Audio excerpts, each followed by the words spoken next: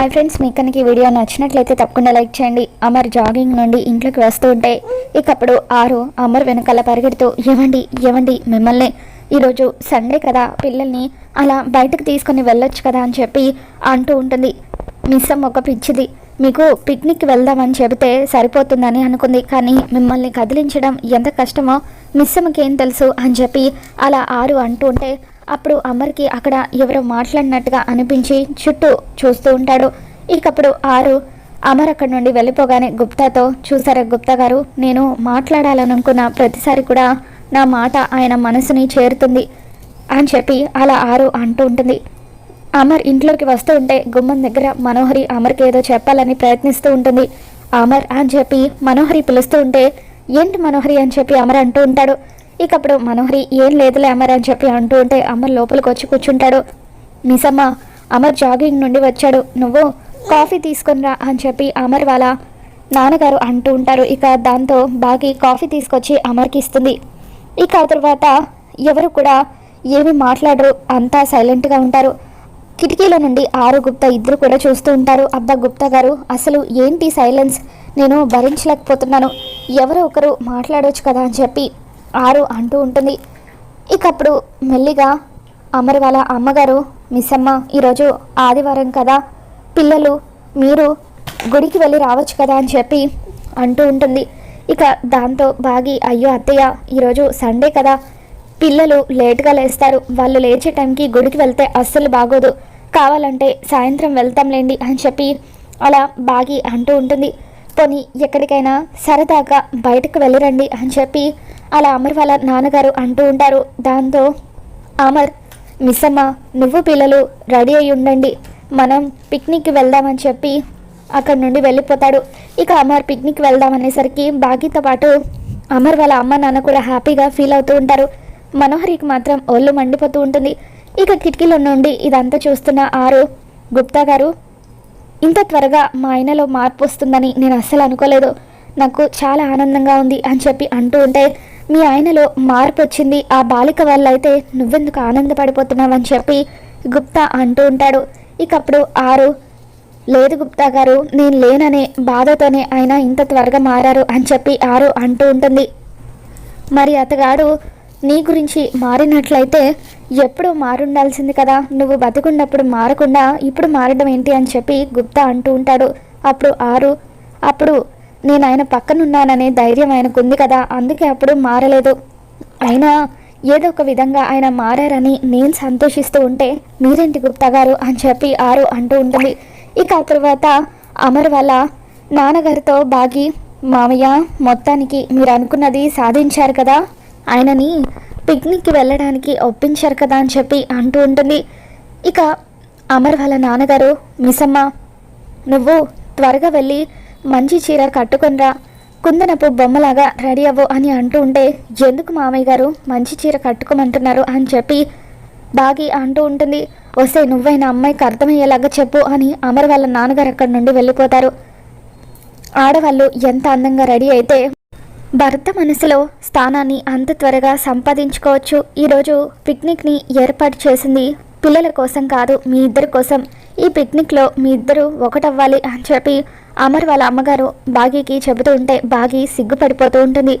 ఈరోజు పిల్లల్ని చూసుకోవడానికి నేను మీ మావయ్య గారు కూడా పిక్నిక్కి వస్తున్నాము, అందుకే నువ్వు అందంగా రెడీ అవ్వు మిస్సమ్మ, ఎలాగైనా సరే అమర్ మనసులో నువ్వు స్థానం సంపాదించుకోవాలి అని నిర్మలమ్మ చెబుతూ ఉంటే బాగి సిగ్గుపడిపోతూ ఉంటుంది. ఇక ఇదంతా చూస్తున్న మనోహరికి ఒళ్ళు మండిపోతూ ఉంటే కోపంగా అక్కడి నుండి వెళ్ళిపోతుంది. ఇక ఆరు కూడా అలా జలస్గా ఫీల్ అవుతూ, ఏంటి గుప్తా గారు ఇది, మా అత్తయ్య మామయ్యకి వాళ్ళిద్దరిని ఒకటి చేయడం తప్ప వేరే పనేమీ లేదా, ఎప్పుడు చూసినా వాళ్ళిద్దరిని ఒకటి చేయాలని చూస్తారేంటి అని అంటూ ఉంటే, ఇది మరీ బాగుంది, మీరు ఒక కుటుంబం మధ్యలో నన్నెందుకు దూరుస్తున్నావు అని చెప్పి గుప్తా అంటూ ఉంటాడు. అయినా నువ్వు ఇలా అసూయ పడుతూ ఉంటే చూడ్డానికి చాలా బాగుంది, నిన్ను ఇంకా ఉడికించాలనిపిస్తుంది అని చెప్పి గుప్తా అంటూ ఉంటాడు. మరోపక్క మనోహరి గదిలోకి వెళ్తుంది. ఒకప్పుడు ఆరుని అమర్ని ఇలాగే విడదీయాలనుకున్నాను, కానీ వాళ్ళిద్దరి మధ్య ప్రేమ ఏర్పడింది, ప్రేమ తర్వాత వాళ్ళిద్దరి మధ్య బంధం మరింత బలపడింది. ఇప్పుడు ఆరులాగే బాగి కూడా అమర్ మనసులో స్థానాన్ని సంపాదించుకుంటే వీళ్ళిద్దరిని విడదీయడం ఎవరి వల్ల కాదు. ఏదో ఒకటి చేసి వాళ్ళిద్దరిని పిక్నిక్కి వెళ్ళనివ్వకుండా చేయాలి. కానీ ఎలా అని చెప్పి మనోహరి ఆలోచిస్తూ ఉంటుంది. ఇక అలా ప్లాన్లు వేస్తూ మెట్ల దగ్గర నిలబడి అంజు పాప అక్కడి నుండి వెళ్ళేటప్పుడు అంజుకి కాలడ్డం పెట్టి తనని కింద పడేయాలనుకున్నట్టుగా మనోహరి ఊహించుకుంటుంది. ఇక అలా అంజు పాపకి కాలడ్డం పెట్టినప్పుడు అనుకోకుండా తనే మెట్ల మీద నుండి పడిపోయి తలకు గాయం చేసుకున్నట్టుగా మనోహరి ఊహించుకుంటుంది.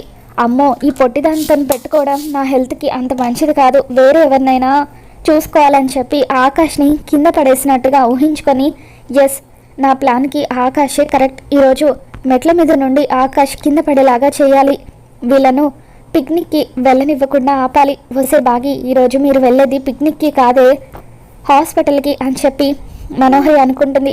మరో పక్క పిల్లలు నిద్రపోతూ ఉంటారు. బాగి పిల్లల్ని లేపడానికి ప్రయత్నిస్తూ ఉంటుంది. పిల్లలు లేవండి, మీ నాన్న జాగింగ్ నుండి వచ్చేశారు అని అంటూ ఉంటే, అయ్యో మిస్ అమ్మ, ఈరోజు సండే, డాడీ మేము ఎంతసేపు పడుకున్నా ఏమనరు అని చెప్పి అమ్ము, ఆనంద్, ఆకాష్ వీళ్ళంతా కూడా అంటూ ఉంటారు. దాంతో బాగి ఫ్యాన్ ఆఫ్ చేస్తుంది. దాంతో పిల్లలంతా కూడా నిద్రలేస్తారు. ఏంటి మిస్ అమ్మ ఇది, సండే కూడా మమ్మల్ని పడుకోనివ్వవా అని చెప్పి పిల్లలు అంటూ ఉంటే, నేను మీకు ఒక గుడ్ న్యూస్ చెబుదామని వచ్చాను అని బాగి అంటూ ఉంటుంది. ఉదయాన్నే నీ మొహం చూసిన తర్వాత ఇంకా మాకు గుడ్ న్యూస్ ఏంటి అని చెప్పి అంజు పాప అంటూ ఉంటుంది. అయినా ఒకవేళ నువ్వు గుడ్ న్యూస్ చెప్పినా కూడా నాకు అది బ్యాడ్ న్యూసే అవుతుంది అని చెప్పి అంజు పాప అంటూ ఉంటే బాగి అలా కోపంగా చూస్తూ ఉంటుంది.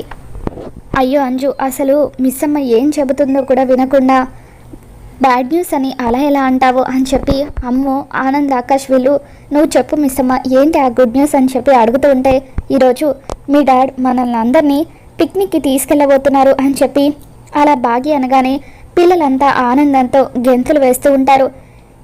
థ్యాంక్స్ అమ్మ అంటూ అంజు కూడా బాగిని హగ్ చేసుకుంటుంది. అలా అంజు బాగిని అమ్మ అని పిలవడంతో బాగి ఎమోషనల్ అవుతూ ఉంటుంది. ఇక ఆ తర్వాత అమ్ము అంజుతో, అంజు ఇప్పుడు నువ్వు మిస్ అమ్మని అమ్మ అని పిలిచావు తెలుసా అని చెప్పి అంటూ ఉంటే, లేదే, నేను అమ్మ అని పిలవలేదు, మిస్ అమ్మ అని పిలిచాను అని చెప్పి అంజు అంటూ ఉంటుంది. అయినా మా అమ్మ స్థానాన్ని నీకు అంత సులువుగా ఎలా ఇస్తాననుకున్నావని చెప్పి అంజు అనగానే ఇకప్పుడు అమ్ము, ఏ అంజు, పిలవకపోతే పిలవలేదని చెప్పు, ఎందుకు ఇలా మాటలు అంటున్నావు, నీ మాటలకు పాపం మిస్ అమ్మ ఎంతలా బాధపడిందో అని అమ్ము అంజుని తిడుతూ ఉంటుంది. ఆవిడ బాధకు నేనెలా కారణమవుతాను అని చెప్పి అంజు అంటూ ఉంటుంది.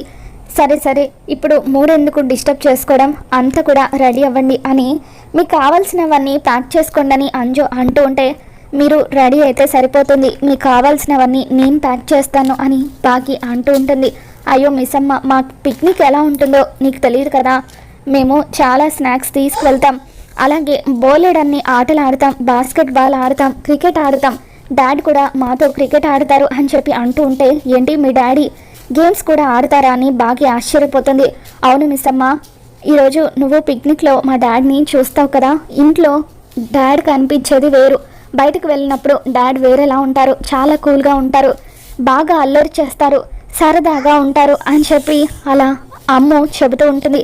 దాంతో బాగి, మీరు అలా చెబుతూ ఉంటే నాకు ఆయన పిక్నిక్లో ఎలా ఉంటారోనని చూడాలనిపిస్తుంది అని చెప్పి బాగి అలా అమర్ తను పాత సినిమాల్లో హీరో హీరోయిన్గా రెడీ అయినట్టుగా ఊహించుకుంటుంది. అమర్ అలా పరిగెత్తుకుంటూ వచ్చి బాగి అని పిలిచి మోకాల మీద కూర్చొని బాగికి గులాబీ పువ్వుని ఇస్తూ ఐ లవ్ యూ బాగి అని ప్రపోజ్ చేసినట్టుగా బాగి ఊహించుకొని ఎంతగానో సిగ్గుపడిపోతూ ఉంటుంది.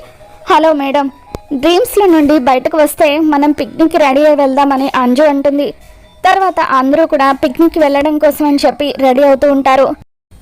మరో పక్క గుప్తా గార్డెన్లో కూర్చొని అతగాడు బయటకు వెళ్ళాలని ఎందుకు ఈరోజు అంతలా పట్టుబడుతున్నాడు, నా మనసుకి ఎందుకో కీడు శంకిస్తుంది, అసలు ఏం జరగబోతుందో మాయాదర్పణంలో చూద్దాం అని చెప్పి అలా మాయాదర్పణం ఓపెన్ చేసి గుప్తా అందులో ఏం జరగబోతుందో ముందుగానే చూస్తూ ఉంటాడు. ఇక అందులో గుప్తాకి ఏవో దృశ్యాలు కనిపిస్తూ ఉంటాయి. ఒక ఆవిడ ఎవరో చిన్నపిల్లాడిని తీసుకొచ్చి ఎక్కడో వదిలేసినట్టుగా ఇవన్నీ కూడా గుప్తాకి కనిపిస్తూ ఉంటాయి. అవన్నీ కూడా మనకి అస్పష్టంగా చూపిస్తూ ఉంటారు. ఇక ఆ దృశ్యాన్ని చూడగానే గుప్తా, ఏంటి అటులో జరగబోతుందా, అయితే ఎట్టి పరిస్థితుల్లోనూ వీళ్ళను ఇల్లు దాటనివ్వకూడదు, ఏదో ఒకటి చేసి ఈ పిక్నిక్ని ఆపాలని చెప్పి గుప్తా అనుకుంటూ ఉంటాడు. మరి ఇంతకీ అసలు అమర్ వాళ్ళు పిక్నిక్కి వెళ్ళడం వల్ల ఏం జరగబోతుందో మళ్ళీ మన ఛానల్లో తెలుసుకుందాం. మీకు కనుక ఈ వీడియో నచ్చినట్లయితే తప్పకుండా లైక్ చేయండి. Thanks for watching.